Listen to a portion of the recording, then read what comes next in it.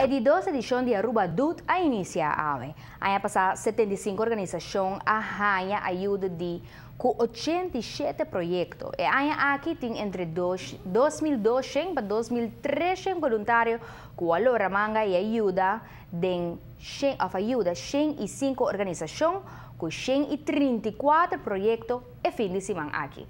Na Holanda, aqui celebrar na 10 edição do projeto e tá é rei e reina a hacia apertura. Pero aqui na Aruba toca a tarefa aqui na nosso governador. O trabalho de voluntário é muito importante, é um pilar que sustenta a comunidade e precisa também full reino holandês e Aruba nota outro, tem dia especial. Na Holanda, Bonaire, Corsou, de estrutura parte na reino.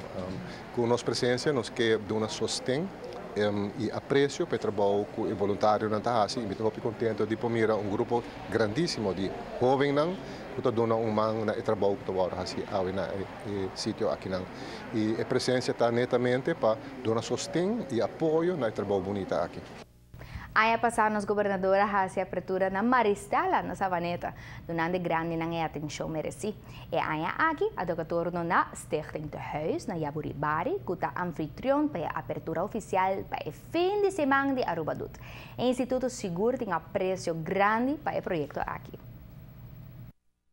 Para aqui nós temos 28 clientes e eigenlijk is ondersteuning, sustento tique pouco. Dus we zeiden ook que o diretor está bisa, dus se nós pagamos mais gente, tem tempo livre e não é todo dia de semana, pero ou dois viagens para semana, se você 30, 40 gente que por alternar.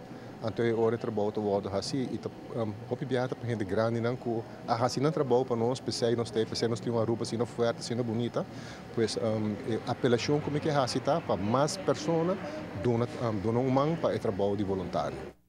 E fim de semana aqui, em total, 9.000 projetos de trabalho comunitário lo toma lugar em terreno holandês.